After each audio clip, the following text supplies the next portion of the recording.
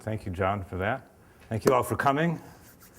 We had some discussion about when this event would be scheduled, and the thought was, in the spring, but when in the spring? Came to the idea of maybe this time, right when we're back from spring break and before the whole load descends. Though if you're like me, it kind of already did descend. A number of emails this morning. Anyway, but this time when things are starting up again, and here we are now, it's raining and cold and everything, but at the same time, I spent the last week in Massachusetts where, the buds aren't even visible on the trees, let alone here, the buds are just beginning to come out, so that we're at this moment when, the minute the sun comes out now, it'll just be wonderful. And so this moment of just about bursting forth of spring, and in a certain way, I guess, metaphorically, that's a little bit what I'd like to try to do with you, and in a certain way, present my work. So in that spirit, here goes. A little bit of introductory remarks. One of the things the very first thing is just to say, again, as I tried to say when this award was announced, I'm tremendously honored and complimented and delighted and all these things by this award and this moment, and your coming. And it's a very fine thing, and I'm very appreciative. So thank you all in many ways for that. It's also the other thing I tried to say at that time, not very well, and probably won't again, but I'm going to try again, is how much I appreciate how scholarship is viewed here at Elon. But I think, and particularly as exemplified by the people who have been distinguished scholars, we really think of scholarship in a holistic, inclusive, whole person kind of way here, and it's not typically how scholarship is thought of. But all the way back to the beginning, the people who have been the distinguished scholars, think of Anne Boleyn, who was, I believe, the first one, whose idea of researching a certain group of people was to become one of them. And so she did this and presented herself in that way, in her work in that way. And Clyde Ellis, kind of the same way, when he had his 3 or 4 years ago distinguished scholar presentation, and he works on Plains Indians and the communities, and Native folks, and also North Carolina Native folks, Native communities. And so when he did his distinguished scholar presentation, his family came, and so they drummed, and so it was partly him talking about his work and the way in which he became family in the course of this work, and how those communities viewed themselves. But it was very much a voice from the inside, and it was a whole life of, scholarship, but in a very broad and inclusive sense, of participation, of being part of that community. So it's really a whole person way of being a scholar. And others, Jan Metzger, and the way in which his presentation was so musical and so exuberant, and so all these things. This is scholarship for us. It's a whole person thing. So, in that spirit, I do, like all of us, scholarship in the somewhat more specific and narrower sense as well, and there's that, published in journals and all these things. That's intriguing to me and fascinating and difficult and all that. But kind of my whole person, what I'm really fundamentally trying to do is something broader, something riskier, something more participatory, something in that direction. And that's really what I hope to offer tonight, and taking on this, in the spirit of what's prior distinguished scholars, and I think how scholarship is viewed here. So that's my aim, anyway. But again, that's another way of saying how honored I feel by this distinction, because that's a formidable group of people to join, so I'm going to try in the best way I can. I also want to, still in the introductory mode, say something about what David Copeland, who was the last distinguished scholar, said in his presentation last year. He made the point, an observation, that if you look at the 3 college-wide or university-wide distinguished awards, distinguished teacher, service, and scholar, the scholar is the only one who actually has to do something. Remember that? This is his joke, not my joke, but it was a good point. The other teacher just goes on teaching, and the service person presumably just goes on doing service. But the teacher actually has to, or the distinguished scholar actually has to prove it. That So, and then David went on and did a wonderful presentation on his work. My solution, however, is rather different. Rather than my doing the work, I'm going to ask you to do the work, at least in part. And actually, as you can see here, we're set up for some group work, which I intend to move you into presently, ask you to do presently. But actually, this is very serious because my work itself is really this project of reimagining the world. On each of your tables is a copy of my little book there, which I'm presently going to give away. In the grand Elon tradition, that'll come. But this project of reimagination is a project of not of blueprinting an alternative world, not of laying out what a green dream might be, but rather inviting, equipping people with the tools and the confidence and the hope that enables them, you, all of us, a community to enter in the process of visioning together. So to present my work in the way that it has to be presented is really not a matter of presenting a whole set of ideas or, again, a blueprint, but much more a toolbox. It's a toolbox. Another of my books is called the 21st Century Ethical Toolbox. It's a set of tools. And so tools you have to practice, right? So the aim is really, in presenting this work and inviting you into it, is to invite you to a certain kind of work together. So that's ultimately where we are heading. Let me say just a bit about the sort of shape of the evening then. That's not the page that I wanted. Here we are.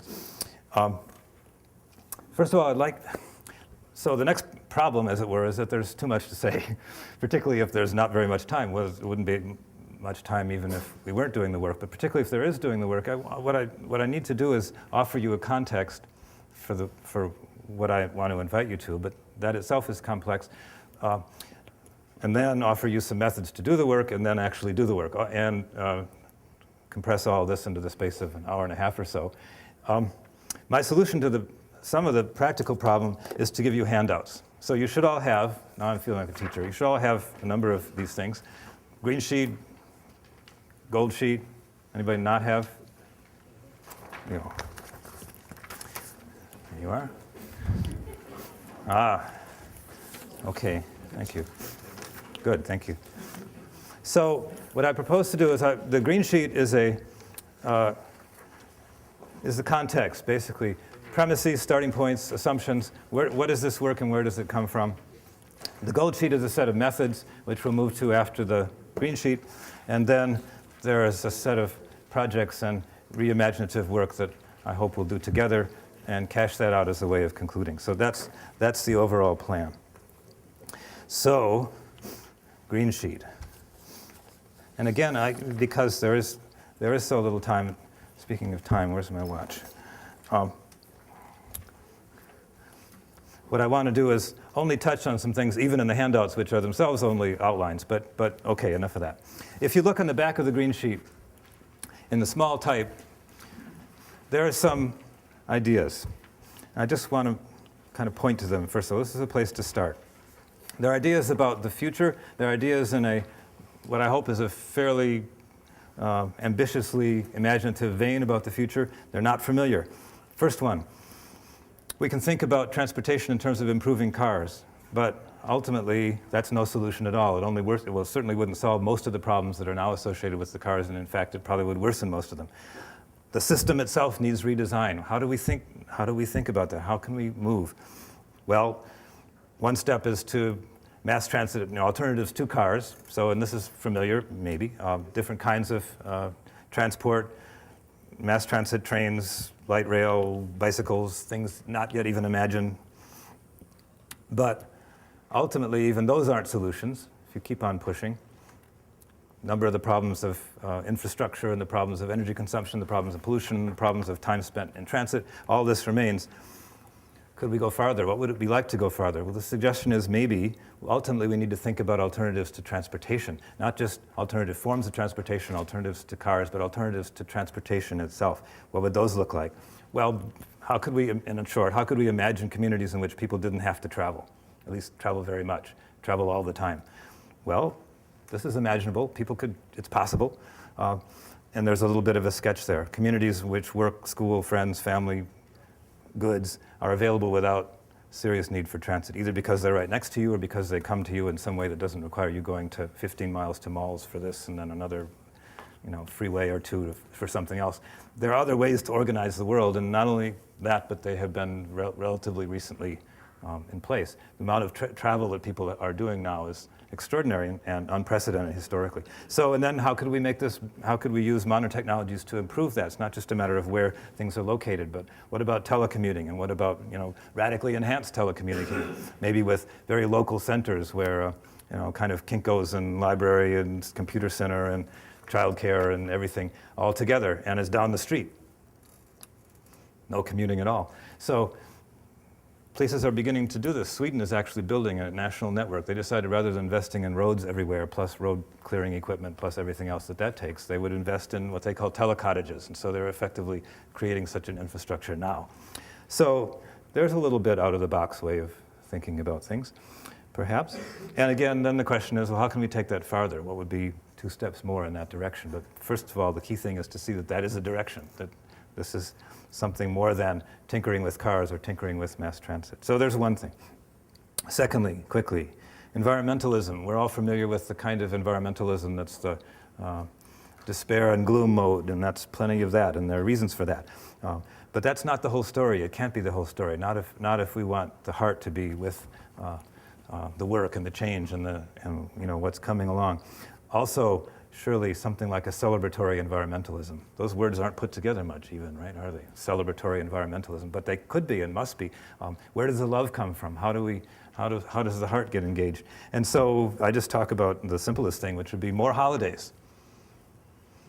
So why not more holidays? We don't have a holiday, we have a holiday shortage, right? I mean, we don't have too many holidays. People, in fact, there's interesting, all this stuff is so intriguing. There are historians who look at medieval Europe and argue that something like 1/3 of the year in medieval Europe was holidays. If you count all as mostly religious holidays and then the gearing up for them and the gearing down for them, 1/3 of the year, we think of them as slaving. Well, sometimes they did slave away, right? But they also had, if you look at the whole year and the structure of community life, they had a huge amount of celebration in those lives. Holiday, just etymologically, think about that. We don't talk, well, sometimes we say certain days are holidays, but basically we talk about vacation, right?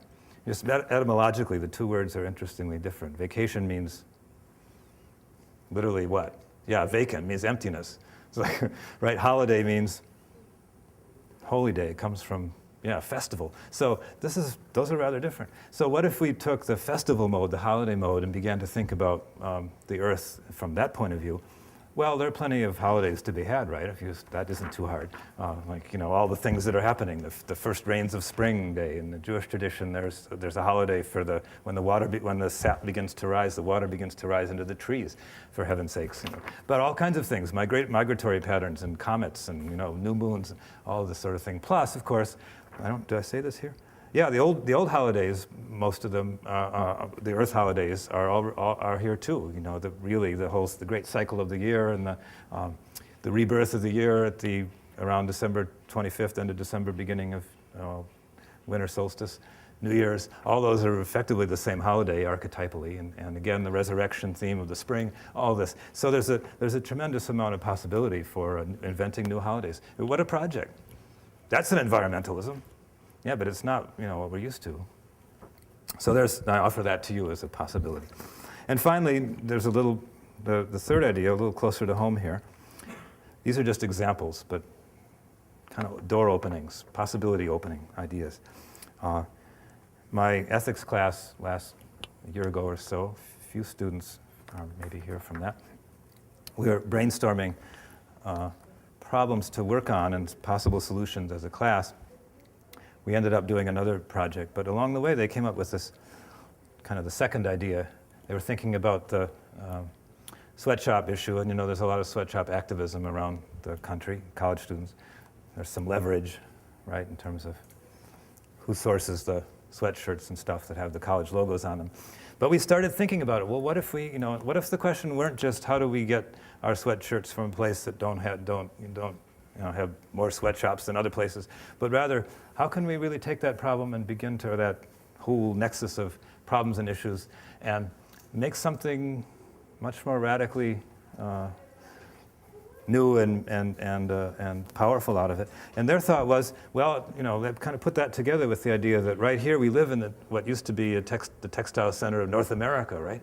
But all of this needs to be perhaps reinvigorated, rebuilt, and that Elon could be a way of doing that. So why not create a program that was basically ultimately making our own textiles, and therefore no sweatshops at all, but also using the power and the resources of the university, thought of over over a longer period of time, as a way of revitalizing the economy of the region. So integrating a different set of problems. It's not just a separate problem. How do we get sweatshirts that aren't connected with or don't come from sweatshops? It's also the question of how can we completely change the way in which the university relates to its region.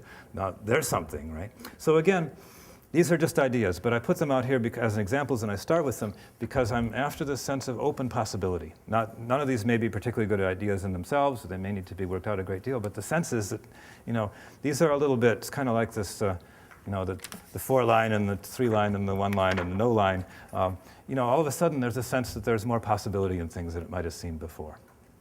That's really the bottom line for me. Look at the context, though, a little bit. Again, there's so little time, but just to kind of the frame here, I come to that point against itself, the point about possibility, against a larger background. And the background is actually a really big background. Back to the beginning, I think we do stand at a time, and we all kind of know that we stand at a time, when radical change is upon us. Things are changing very fast, and the world is about to be turned on its head in a variety of ways. We all kind of know this. Sort of accidental that it was the turn of the millennium, but in fact it was the turn of the millennium, probably makes some difference in millennial thinking. We could be thinking, we could have been thinking, and still could be thinking, because it's still the turn of the millennium, really. In 1,000-year segments. What was going on 1,000 years ago? There weren't even universities, for heaven's sakes, right? I mean, everything. So, the sense that, again, that things are more open than right now in this moment than they have been, perhaps, and that we think, and perhaps it feels quite safe. It doesn't feel very safe. I suggest down in the small print section there, it seems to me that it's really striking that the apocalypse theme is around so much right now, that even in these movies like Life Without Us, I haven't seen it, some of you might have, but I read about it, saw the trailers on the web. Life Without Us. And there's another one like that as well. There was recently on one of the public stations. Why are we all of a sudden imagining the world without us? What does that say? What's going on unconsciously or only semi-consciously? And movies like I Am Legend and these Doomsday things. So we are at a point when a lot of people, huge millions of people, in fact, think that the world is about to end. Literally. 50 million people, according to some. Well, what is this? What's going on with this? One thing that must be going on is that it seems to me, people are sensing that radical change is coming. And because it's threatening, because it's changed to the very things that for us define the world in a certain way, the world we take for granted, there is a way in which it does feel as though the world is about to end, which probably, from a certain way, that's literally true. The world is about to end. That world, anyway, is about to end. But then there's the turn. So we stand at this moment of danger, of possibility of flux, of radical flux, dimly sensed by everyone, sensed not just so dimly by a lot of people, but threatening to almost all of us in some way, because we don't know what will replace the world that's so familiar, and will anything replace it that's livable at all? So I think we stand at such a point, and that we all know it. That's my most basic starting point. But then there's this thought. It looks like the end of the world, but only from a certain point of view. It looks from the point of view of the world that we know, as if that were the only possible world. Once you can imagine, once you can come to a different vision of the world, or a different set of visions, or even embracing the process of vision itself, embrace the process of making change, then it doesn't look, well, it might look, it's still unsettling, it's still maybe even threatening, but it doesn't look like the end of the world. It looks like a change, maybe a radical change, but a change. And so massive change is not the end of the world. Massive change is an opportunity. So I say from emergency to emergence. It is a moment of emergency. People are writing about this. The long emergency, there are books out there. But what about emergence? What happens in emergencies?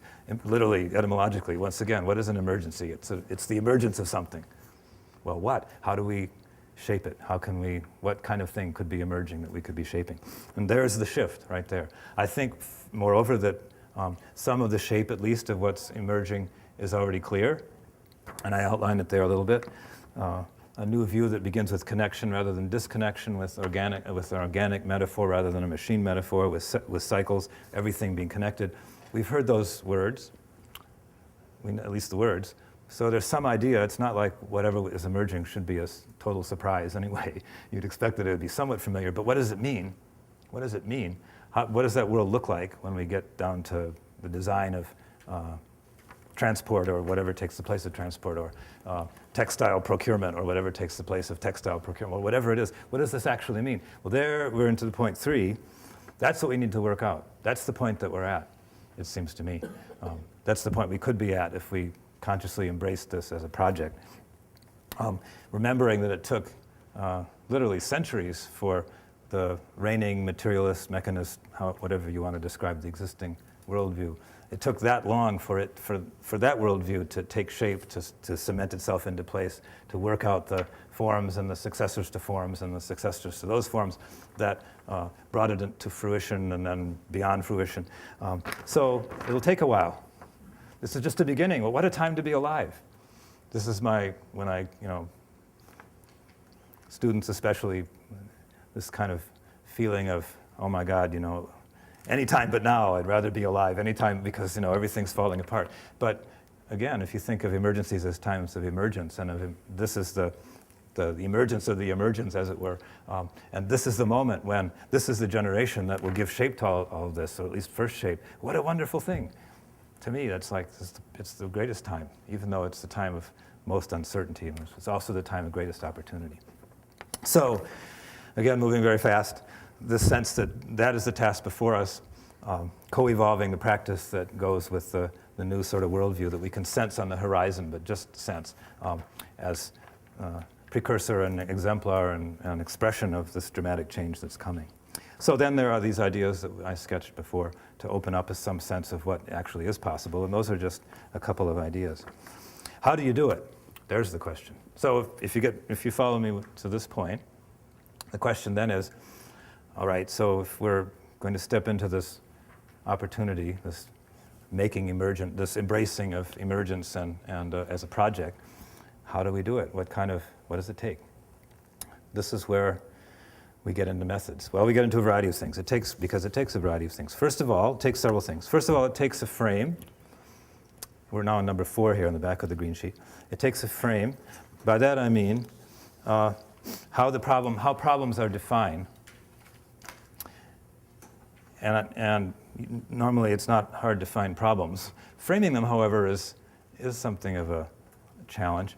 The point here is, I put it as, frame them in an open-ended way. Frame them in an open-ended way, which means something like maximum possibility. For example, what's a good example? Paper or plastic? That's not an open, sorry? Yeah, okay, well, but if the question is paper or plastic, that invites 2 answers, right? Paper or plastic. That's not a very open-ended frame. What would be, and a way of disrupting that is to say neither, but we could also change the question. Well, so it's it's more, Paul said before something about philosophy, and this is what philosophers do, absolutely, yeah. So how can we take our groceries home in a way that's better for the environment? That's at least somewhat better question, or maybe better than that would be, how can we get groceries, food that we need, without imposing, well, I don't know, that's a bit narrow, but in a way that's the richest and best for nature. Well, that's a useful question, and that probably invites, let's put it this way. The answers to that question would not include paper, plastic, or even neither, probably. It would be starting over an entirely different level. So something like that. But pay attention at least to the framing of the question so that it isn't, or again, something like if you're thinking of the sweatshop issue, one question is, how can we get our sweatshirts in a way that doesn't involve sweatshop labor? That's pretty narrow. A larger question would be, what could Elon do about the whole problem of sweatshop labor, not to mention the textile industry tanking in this region? That might be an entirely different approach that really integrated and a number of different solutions to a range of problems. How could we use our influence and economic and organizational and academic power to do that? So again, pay attention to the frame. So that's number one, framing the questions in the right way. All these things, by the way, can be much elaborated, and it's a great deal of fun to do that, but just at least pointing to some of the parameters. Second thing, space. I say here on the sheet, this is what I hope to create with you tonight, a setting that invites and encourages social reimagination on the broadest scale. Sometimes you have to do it on your own. It's not always invited, but that's fine. It's kind of fun itself to sort of be disruptive. I thought I would be a little bit, one thing I can offer you though is permission. You have to give yourself permission sometimes, if nothing else, to do this, but it also helps to have like a quasi-official permission. So did you all get one of these little cards? If you didn't get a card, I'm going to pass this around. So this is your permission card. Anybody not get a little card?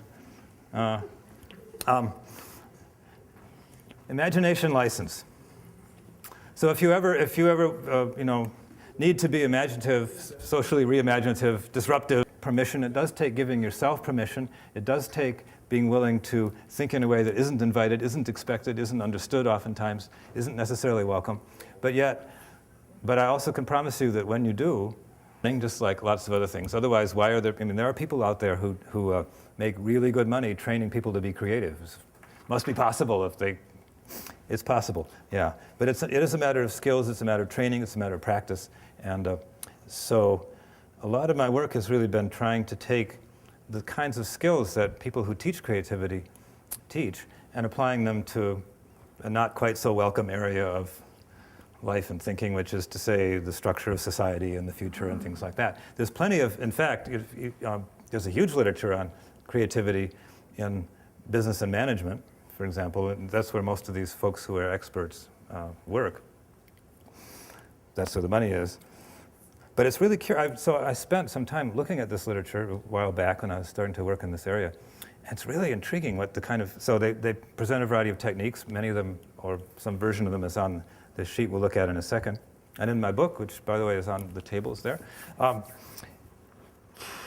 the really intriguing thing is, so it's a business and management kind of context, but if you look at the books they're talking about Martin Luther King, and they're talking about Zen, and they're talking about tricksters and things, and they're using these models to get basically people thinking in some much more open-ended and sustained creative way. They're using models that really don't have much to do with business and management. I'm sure they're helpful in business and management context, but the actual Martin Luther King wasn't about, inventing better business strategies. He was about social justice. So it struck me that, and Zen, is a completely different key than what we're used to.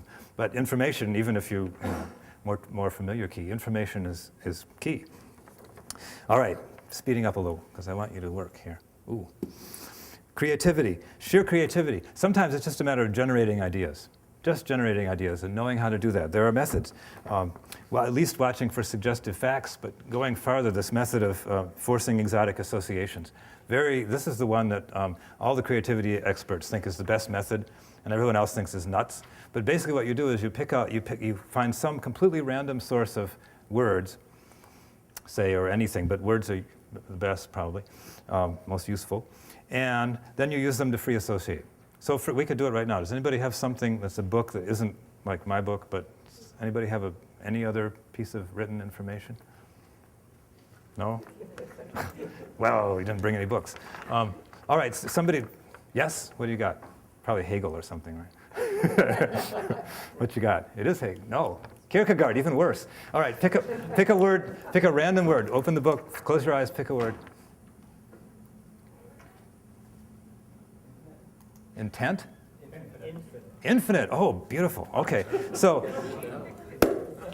all right, so let's take recycling and let's just, let's see, what can we think of? So, just notice, because I'm going to do this on two levels, this is commentary. So here's a problem, recycling. Here's a completely random, out of the blue, Kierkegaardian, implausible, philosophical prompt, infinite. Recycling. Okay, help me out.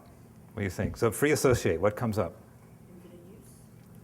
Could you, how could you, okay, yeah, how could you make something that never didn't have a use, always had a use? Okay. What else? Infinite. I'm thinking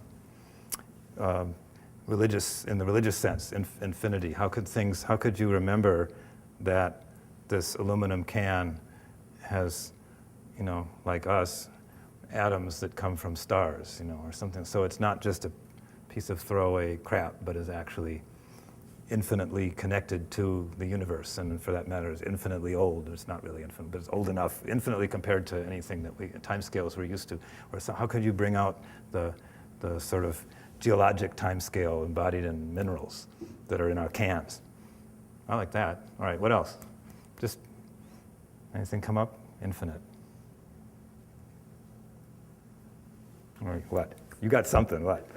I was just thinking worse than the plants. Everything gets quiet. You ask Well, Martin. Okay, infinite can mean without boundaries. It's just like, but the cycle is kind of big, so we don't see it. Well, it's spread out in space. But what if it weren't? Like, what if we carried every piece of plastic? Using on your environment. It is. How do you get out of that? This takes a certain kind of self-trickery almost, self-provocation to do that. And this is a way of generating those provocations. Anyway, quickly, the rest of this. Exaggerate and extrapolate, stretching and twisting. These are all ways of playing with ideas. Just playing with it. Be willing to play. You got to be willing to play with ideas. Stretching and take some idea, exaggerate and extrapolate. Take it all the way. What if you went all the way with that? Like what? Well, email, Facebook, ways in which people communicate online. What if you imagine creating a structure based around that in which people were in communication with everybody all around the world, or all kinds of people at least all around the world? Where could you go? Maybe alternative world government in a year or two? It's possible. There's no technical reason why we couldn't be in touch with anybody, just about anybody around the world right now, right? And out of those conversations could evolve structures. Facebook's got, just make it less personal. But you have, discussions. You have a virtual global conversation that's basically technically feasible and almost happening now. Just extend that a couple steps, and you could have an alternative world government or world political order. I don't know if government's quite the word in a year. No nations required, right? It's not a matter of building a world order on top of nations, like the United Nations. This is a wholly different kind of bottom-up possibility. Anyway, it's a possibility. Exaggerate and extrapolate. Transposing ideas, just turn them around, flip them around. So instead of fast food, what about slow food? Instead of